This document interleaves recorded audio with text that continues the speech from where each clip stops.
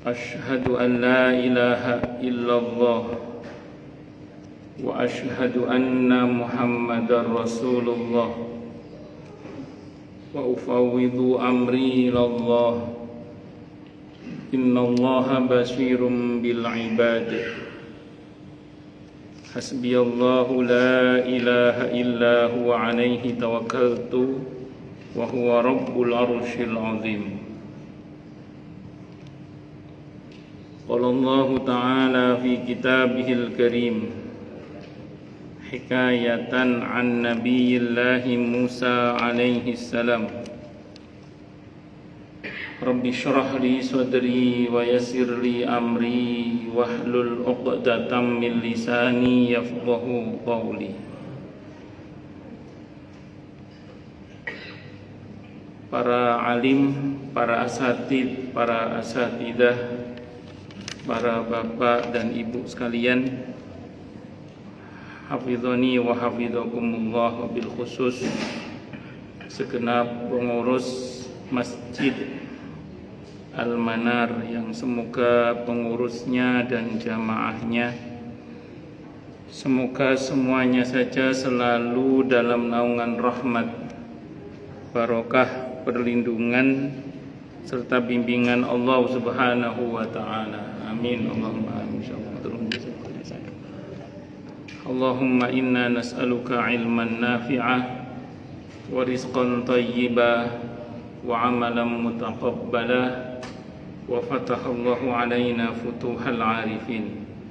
Allahumma inna na'udzubika min ilmin la yanfa' wa amalin la yurfa' wa qalbin la yakhsha' wa du'a'i la yusma'. Allahumma ati anfusana taqwaha wa zakkiha anta khairu man zakkaha anta waliyuha wa maulaha. Amin. Allahumma amin insyaallah. Bismillahirrahmanirrahim.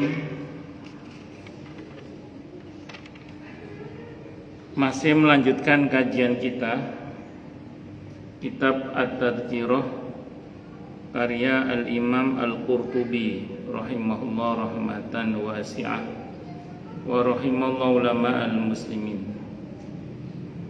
Qala al-musannif rahimahullahu ta'ala wa nafa'ana bihi wa bi'ulumihi fid dharain amin. Bismillahirrahmanirrahim.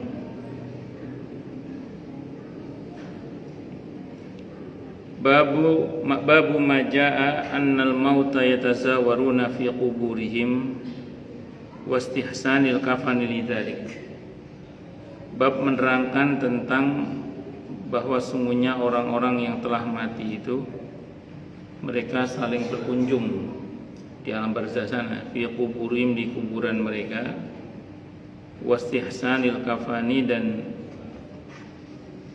memperbaiki kain kafan lidzalika, untuk hal tersebut.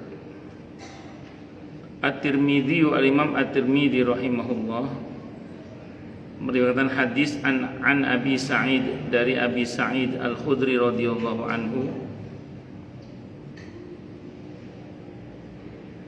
kharraja, telah mengeluarkan hadis siapa? Al-Hafidh Abu Nasr Abdullah ibn Sa'id ibn Hatim Al-Wa'ili Al-Jistani fi Kitabil Inabah lahu, di dalam kitab Al-Inabah yang menjadi karya beliau. Hadatsana Hibatullah ibn Ibrahim ibn Umar, telah menceritakan kepada kami siapa Hibatullah ibn Ibrahim ibn Umar.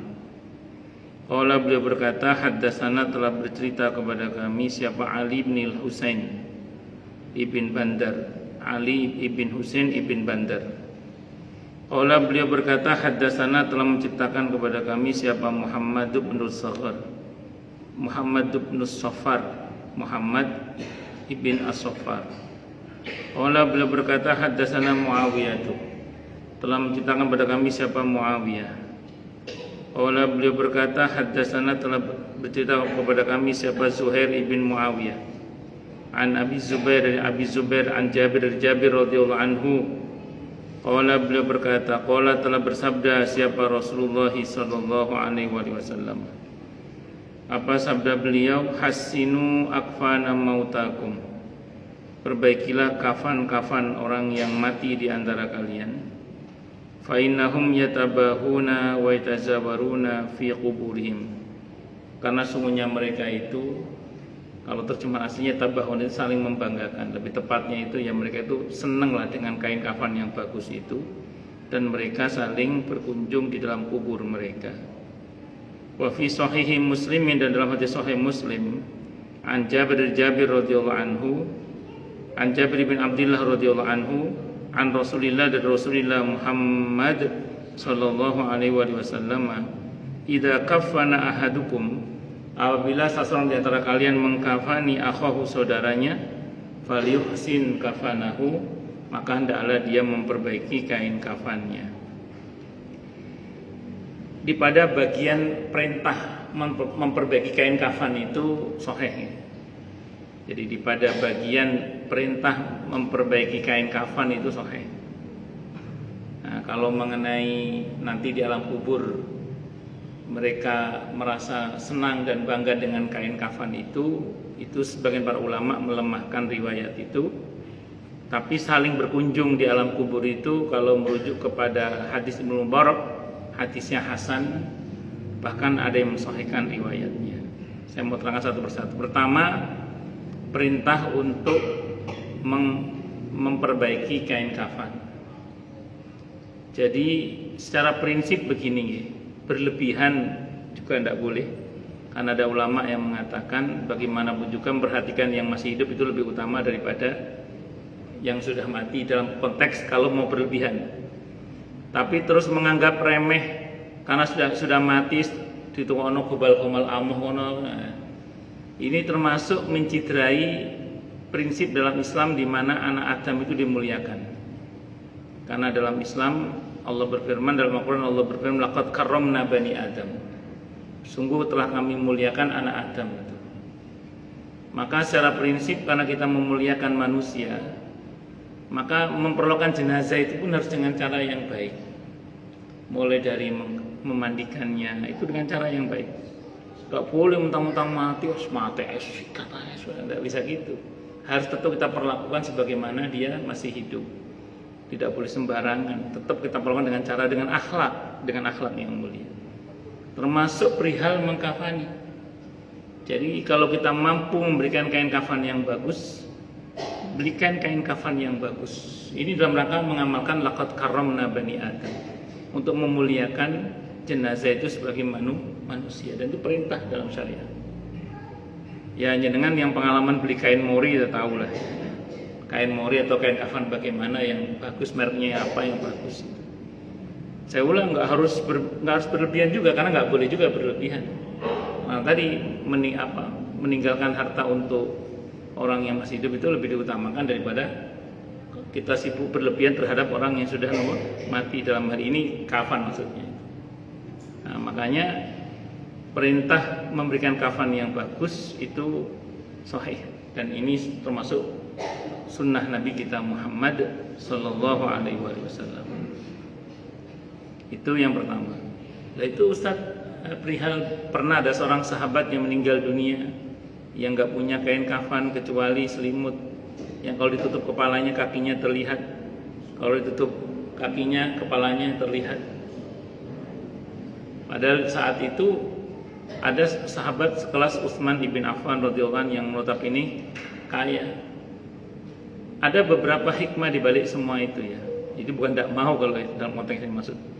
Itu diantaranya adalah karena itu konteksnya kan perang ya, kondisi mungkin sulit. Tapi ada satu ketentuan hukum yang menarik kemudian, bahwa itu menunjukkan bahwa ketika seseorang meninggal dunia, maka perawatan jenazah itu bisa diambilkan dari harta si mayit itu. Jadi bisa diambilkan dari harta si mayit itu. Ya, tentu kalau kemudian si mayit tidak punya harta, menjadi kewajiban kaum muslimin untuk berusaha menutupinya atau melaksanakan, itu fardu kifayah. Nah, sementara dalam kasus sahabat tadi itu mungkin karena konteksnya perang, sehingga pada akhirnya yang bagian kakinya itu ditutup pakai rerumputan itu. Jadi keadaan-keadaan yang seperti itu itu namanya terpaksa. Dalam kondisi di mana kita berkecukupan, berkelimpahan, sepatutnya lah memberikan kain kafan yang baik. Sebenarnya yang Allah tuntut itu bukan yang paling baik, yang baik saja. Karena dikatakan lan tanalul birra hatta tunfiqu mimma tuhibbun. Kalian tidak akan pernah mencapai satu kebaikan hingga kalian menginfakkan apa yang kalian cintai, bukan yang paling kalian cintai. Allah menuntut yang kalian cintai. Itu seperti itu. Maka harus dengan sengaja kita ini memberikan kain kafan yang bagus. Itu satu dulu. Kemudian perihal saling berkunjung itu kalau min ahli rahmah. Kalau min ahli rahmah bisa saling berkunjung, saling bertemu, saling bertanya kabar. Di antara dialog yang ada dalam hadis Ibnu Mubarak itu dikatakan bagaimana kabarnya si fulan, si fulana, apakah sudah menikah, sampai nanya begitu. Kalau dikabarkan keluarganya berbuat baik, dia senang, mereka senang. Dan kalau dikabarkan keluarganya nggak bagus, mereka sedih. Yang menarik itu yang baru datang itu nanya, mana si bapak ini kok nggak kelihatan? Kata yang lain, emang kenapa? Beliau meninggal sebelum saya. Kata orang yang baru meninggal ngomong gitu, beliau meninggal sebelum saya. Iya, kita nggak ada yang lihat. Ada satu yang bilang, saya yang lihat. Dia menuju ke ila ummihi hawiyah. Dia menuju ke neraka. Dalam arti, walaupun keluarga, kalau yang satu dirahmati, yang satu diadab, nggak ketemu. Walaupun keluarga. Jadi walaupun keluarga, kalau yang satu dirahmati, yang satu diadab, nggak ketemu. Makanya Al-Quran mengingatkan dalam surah Zukhruf itu, al-akhillau yawma idin ba'duhum li ba'din adu illal muttaqin. Para kekasih itu nanti di akhirat, di hari kiamat, itu akan berhadapan sebagai musuh. Suami, istri, orang tua dan anak itu bisa berhadapan sebagai musuh. Illal muttaqin, kecuali orang-orang yang bertakwa. Itu di surah Az-Zukhruf, al-akhillau yawma idin ba'duhum li ba'din adu illal muttaqin. Sebenarnya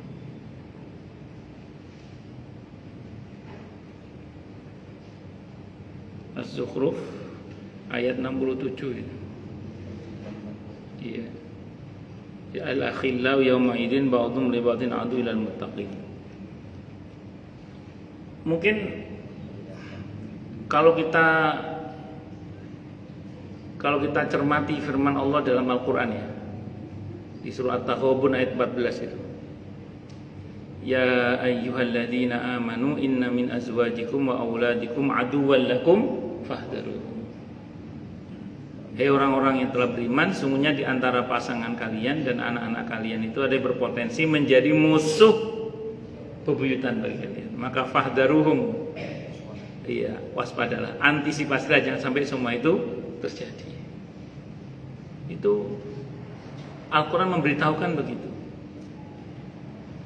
Kalau di akhirat, kalau di dunia contohnya gampang lah, tinggal klik berita kriminal itu, anak membunuh orang tua, anak nuntut orang tuanya sekian miliar, semacam-macam lah. Tinggal klik berita kriminal banyak itu. Kalau di akhirat, di antaranya Allah gambarkan kejadiannya itu di surah Al-Ahzab ayat 66, 67, 68 itu. Yauma tuqallabu wujuhuhum finnar, pada hari di mana wajah-wajah mereka dibolak-balikkan dalam api neraka.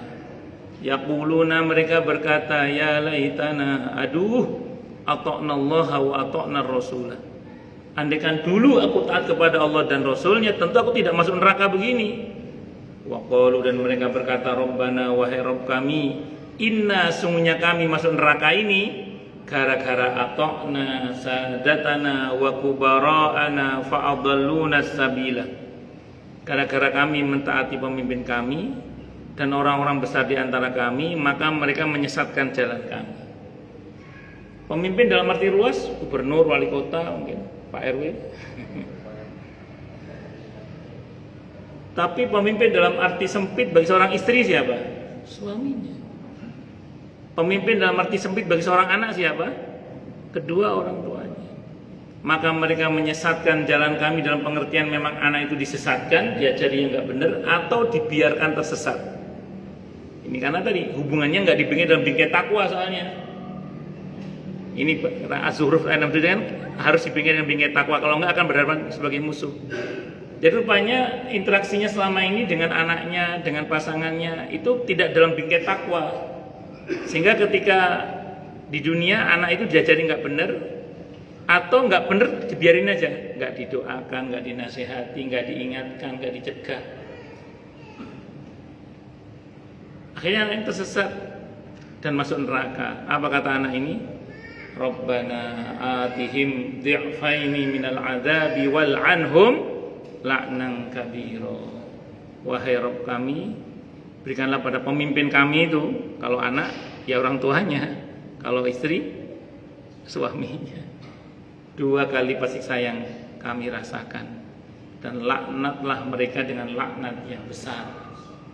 Nah ini kalau kita dalam keseharian kita sebagai suami dan istri, orang tua dan anak, antar teman-teman ini, kalau hubungannya tidak dalam bingkai takwa, ngerinya itu akan berhadapan sebagai musuh.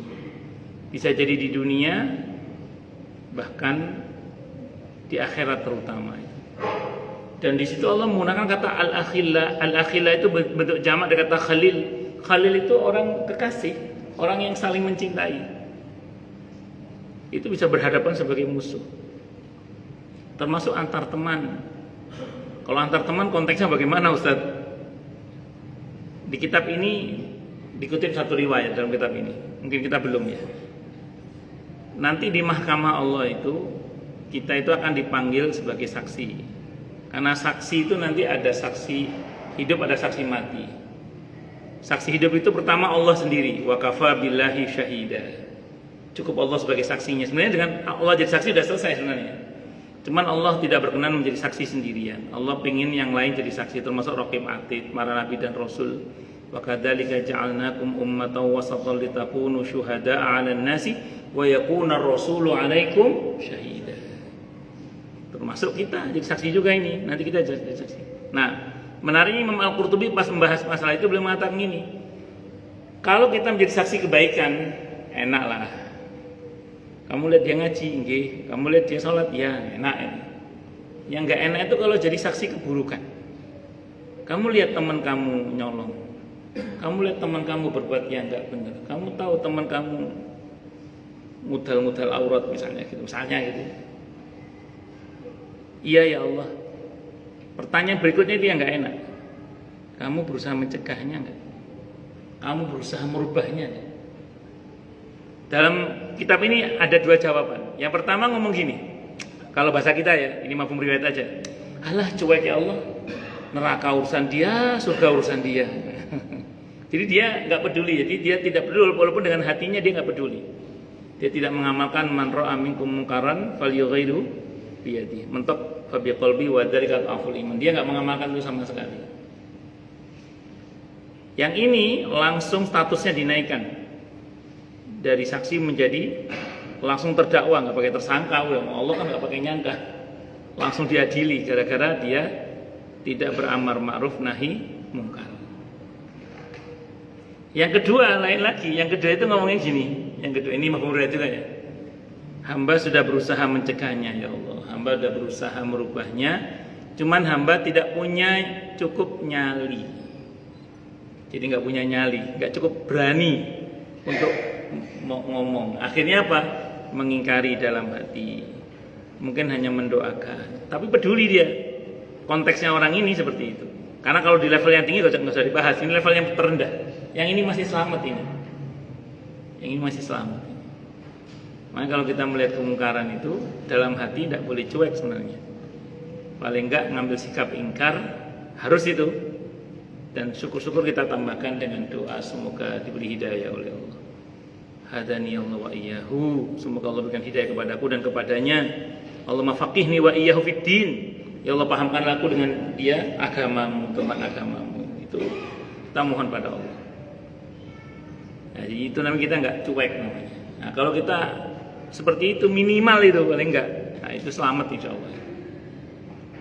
Nah saya ulang kembali lagi pada konsep tadi ya, saling ketemu itu kalau frekuensinya sama-sama dirahmati.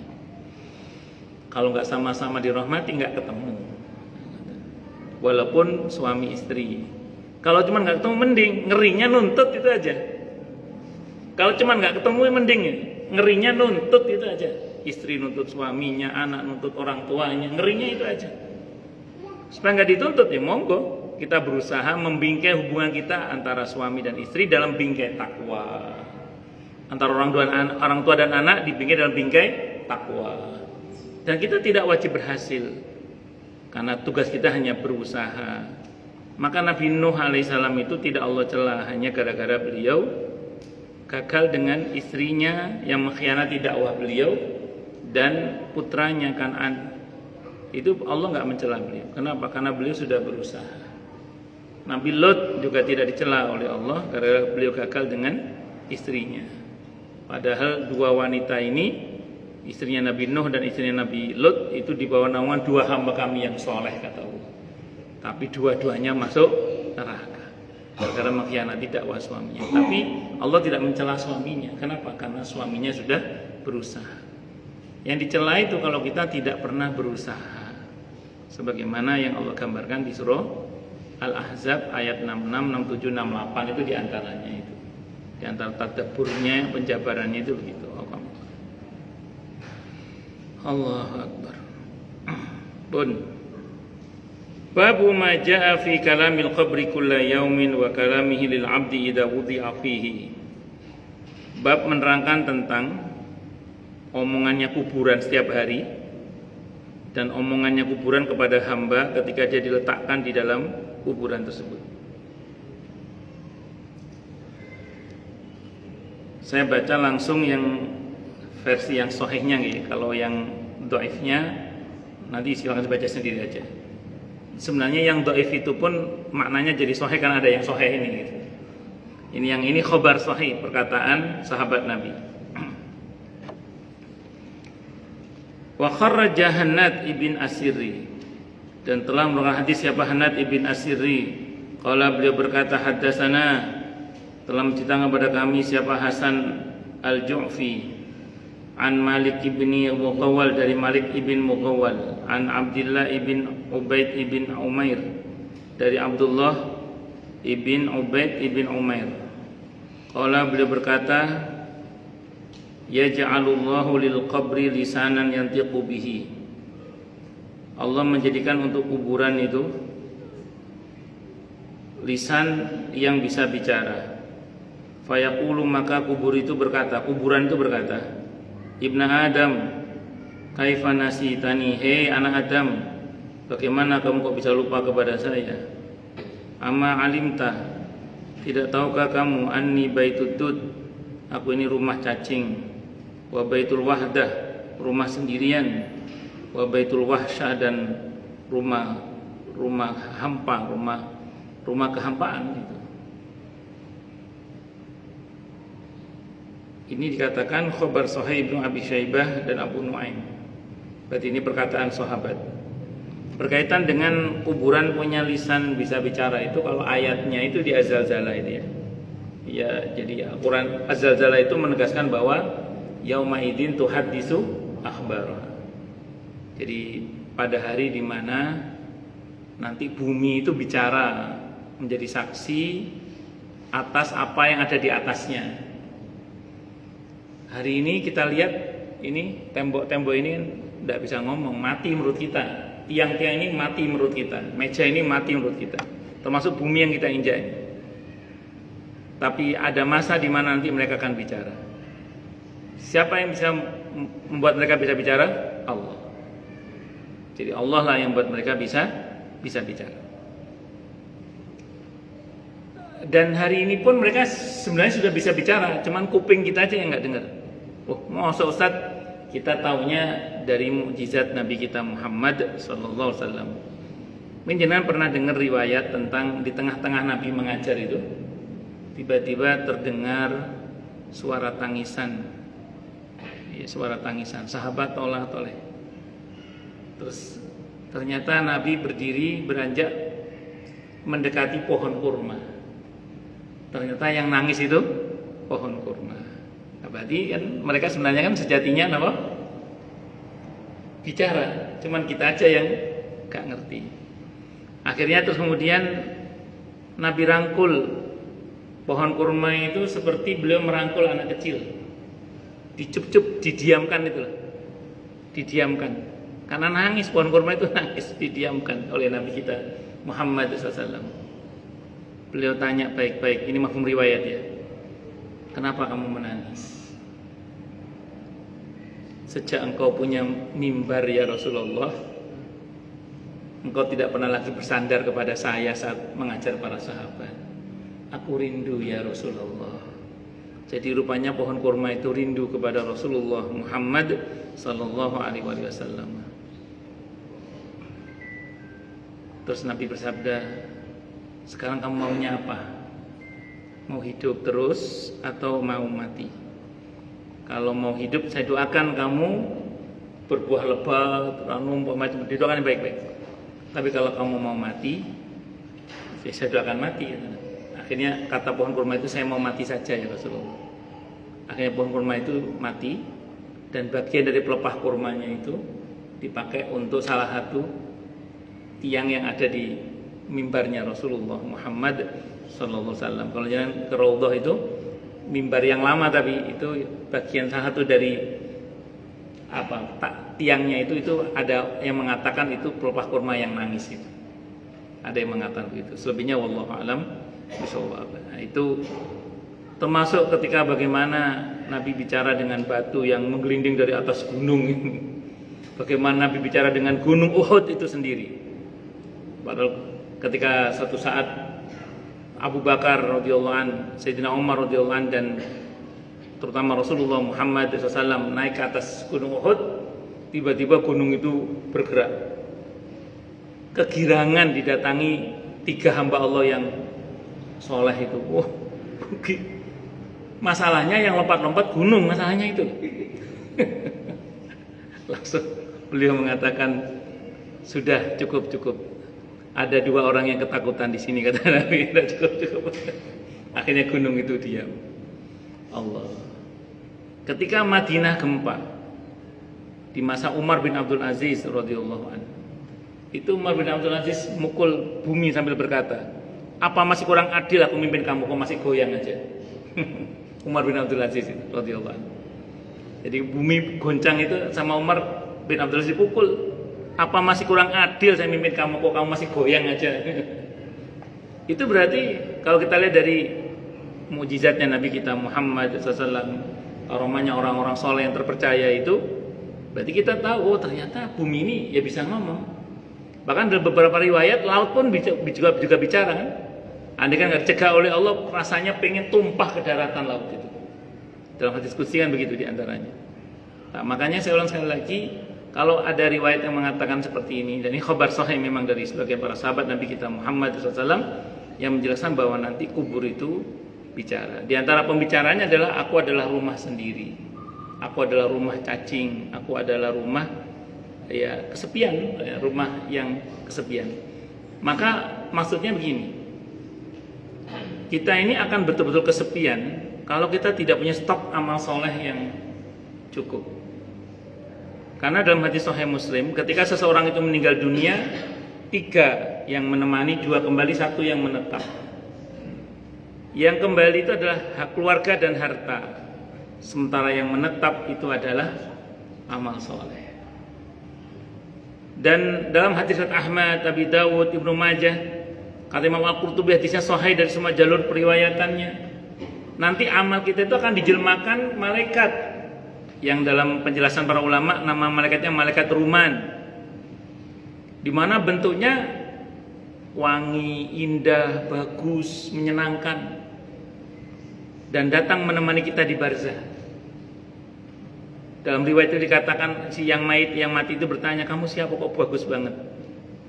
Saya amal kamu semasa di dunia, ketika kamu masih di dunia. Dan itu menemani sampai hari kiamat.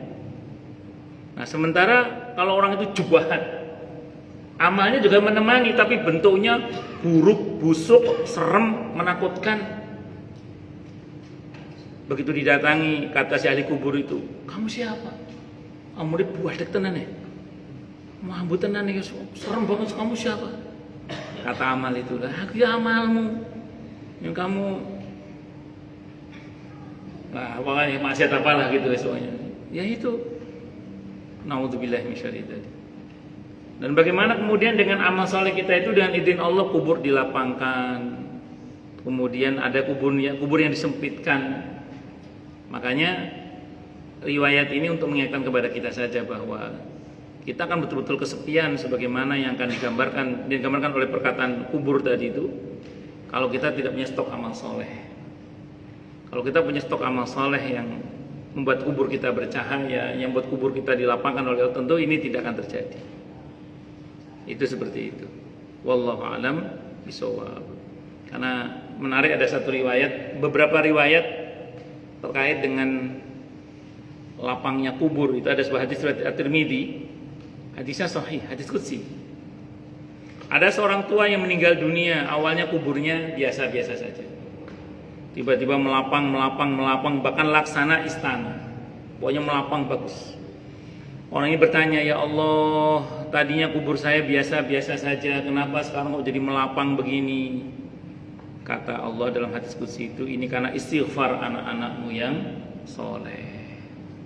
Jadi istighfar anak-anak yang soleh itu dinantikan banget oleh orang tuanya. Doa kaum muslimin sangat dinantikan secara umum, tapi secara khusus yang paling ditunggu adalah doa dari anak-anaknya yang soleh. Sampai dalam satu riwayat dikatakan ketika ada ketika malaikat mungkar nakir hendak memukul seseorang, nggak jadi, si ahli kubur bertanya, kenapa nggak jadi mukul? Gimana saya mukul kamu sementara anakmu di bumi sana, di atas tanah sana masih terus mendoakan kamu. Nah ini pentingnya kalau kita punya anak-anak yang soleh. Untungnya anak dalam hadis Sahih Muslim itu Nabi menggunakan kata walad, tidak menggunakan kata ibnun. Kalau menggunakan kata ibnun, anak kandung berarti kasihan yang nggak punya anak. Untungnya Nabi menggunakan kata walad. Walad itu bisa anak kandung, bisa anak siapapun yang kita asuh seperti anak kita, asal seiman. Ya bisa keponakan, bisa anak angkat asal jangan dikaburkan nasabnya ya.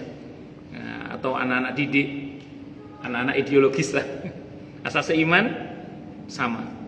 Sehingga pernah saya dengar ada seorang tokoh nasional itu pas beliau diwawancara beliau mengatakan, ya dengan saya tidak punya anak ini, maksudnya anak kandung ya, anak saya malah banyak kan dia punya anak asuh banyak sekali. Nah itu asal seiman sampai doanya dan nilainya sebagaimana yang Nabi sabdakan dalam hadis riwayat Muslim tadi itu insyaallah. Wallahu a'lam bishawab. Baik, silakan yang mau tanya, protes, marah boleh silakan. Masalah itu masalah yang lain boleh monggo. Kalau ada. Kalau enggak ada berarti jelas semua atau tidak jelas semua. Monggo silakan. Oh, nggih Pak, monggo Pak. Waalaikumsalam warahmatullahi wabarakatuh. Nggih. Masalah amal yang menemani kita di akhirat nanti. Nah itu kan kita ada kaitannya dengan doa yang istilahnya nanti kalau di akhirat mudah-mudahan mendapatkan keluarga yang lebih baik daripada di dunia. Betul. Apa ada kaitannya dengan itu? Betul. Tidak. Terima kasih. Nggih. Penafsiran tentang bahwa ya Allah berikanlah kepada dia pasangan yang lebih baik daripada pasangan dia di dunia ini, keluarga yang lebih baik daripada keluarga di sini, kampung yang lebih baik dari kampung yang ada di dunia ini. Itu diantara maknanya itu, karena nanti dia akan dikelilingi oleh orang-orang yang keadaannya lebih baik daripada di dunia ini. Kalau soal istri, tetap istrinya yang di dunia asal sama-sama min ahli rahmah. Cuman tetap beda daripada pas masih di dunia. Kalau di dunia kan cerewet apa, ngamuan, ngentutan, macam-macam lah. Nah, begitu di akhir nanti sudah, wah pokoknya hati itu satu. Di surga itu pokoknya ahli surga itu, ahli rahmah itu nanti hatinya itu satu. Gak ada iri, gak ada dengki, gak ada hasud, gak ada, pokoknya gak ada yang jelek-jelek itu gak ada lah nanti itu. Makanya dikatakan kampung yang lebih baik daripada kampung dia, ya yang lebih baik daripada keluarga dia, yang lebih baik daripada pasangan dia itu.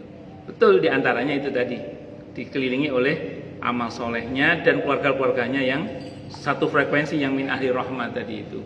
Apalagi memang nanti Pak, itu tadi di barzah sudah ada kapling ya, di mahsyar juga ada kapling nanti Pak.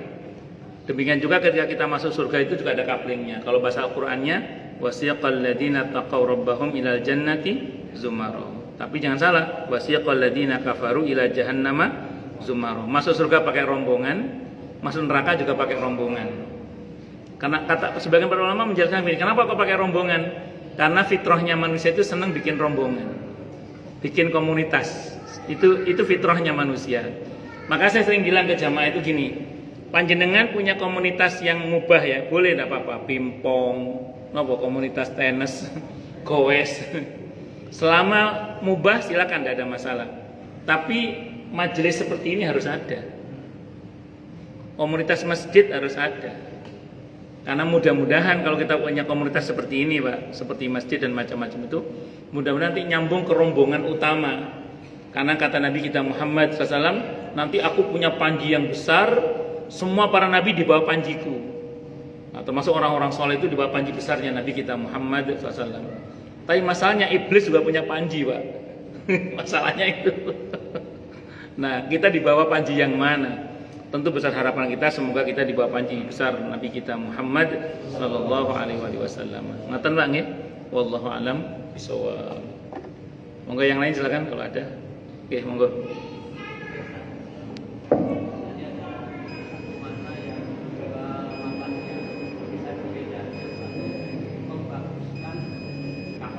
Nggih.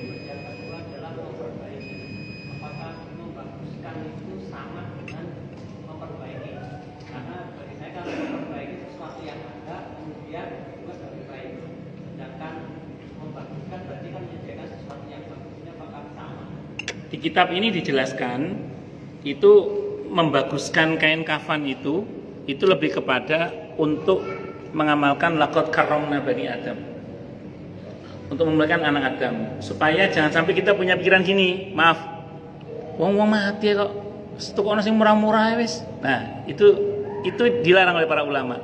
Kan di kitab ini dikatakan itu menciderai asas memuliakan manusia. Itu yang dimaksud. Tapi kalau kemudian kita berusaha memberikan yang baik, tidak harus yang paling baik, karena di sini ditegur juga kalau terlalu mewah juga nggak boleh. Jadi yang baik, pokoknya yang baik. Jangan sampai kita dengan sengaja memberikan yang jelek, karena itu menciderai asas laqad karramna bani Adam. Itu dalam kitab ini ya, yang saya pahami begitu. Wallahu a'lam bishawab. Namun memang kalau kata Ibnu Abdul Bar dalam kitab ini, beliau mengatakan begini. Kalau saya punya pemikiran, hendaklah seseorang itu menjadikan bajunya yang biasa dipakai untuk sholat itu sebagai bagian dari kain kafannya. Nah, lalu mensinkronkan hadis tadi bagaimana? Karena baju yang sudah kita pakai sholat ini masih amuh toh. Maka kata para ulama gini, tetap baju itu ditempelkan di bagian yang menempel di jasadnya. Jadi misalnya kan punya gamisnya dirobek, dijadikan sebagai bagian dari kafan yang nempel langsung di bagian tubuhnya. Di bagian lipatan awal, selanjutnya tetap kain kafan yang bagus itu. Itu kalau Ibnu Abdul Bar punya pendapat seperti itu. Tapi itu pemikiran Ibnu Abdul Bar. Beliau rahimahullah beliau mengatakan, kalau saya sih lebih suka kalau seandainya seseorang itu dikafani dengan pakaian yang biasa dia pakai untuk sholat. Itu kalau beliau itu. Makanya dulu saya masih ingat ada ibu-ibu pesen, ini tolong mukena saya nanti kalau saya meninggal jadikan sebagai bagian dari kain kafan saya. Ya, ada beberapa bapak-bapak mungkin kain ihramnya itu pesen tolong bagian sebagai, bukan apa-apa, semoga menjadi saksi nanti. Karena semua kan jadi saksi nanti itu. Ada saksi, di antara saksi mati itu ya bumi ini. Yauma idin tuhaditsu akhbaro. Tapi itu pendapat Ibnu Abdul Bar. Yang penting adalah spiritnya adalah kita jangan sampai dengan sengaja memberikan kain kafan yang jelek. Itu aja yang nggak boleh, karena itu menciderai asas laqad karramna bani Adam. Matan nggih? Cukup dulu nggih. Kita tutup dengan hamdalah. Alhamdulillahirabbil alamin. Semoga kajian kita bisa bermanfaat, mubarakah fid dini wa dunya wal akhirah untuk kita, keluarga kita dan seluruh umat Islam semuanya, dan mudah-mudahan kita semua dijadikan oleh Allah sebagai orang-orang yang sukses dunia akhirat, selamat dunia akhirat, bahagia dunia akhirat, dan dipermudah urusan kita oleh Allah fid dini wa dunya wal akhirah. Semoga Allah limpahkan hidayah selalu untuk kita, semoga Allah tingkatkan selalu hidayah untuk kita, dan semoga Allah berikan hidayah untuk siapapun yang melihat kita. Subhanakallahumma bihamdika asyhadu an la ilaha illa anta astaghfiruka wa atubu ilaik. Sallallahu alaihi Muhammad wa ala alihi wasallam. Saya mohon maaf. Assalamualaikum warahmatullahi wabarakatuh. Allahu Akbar.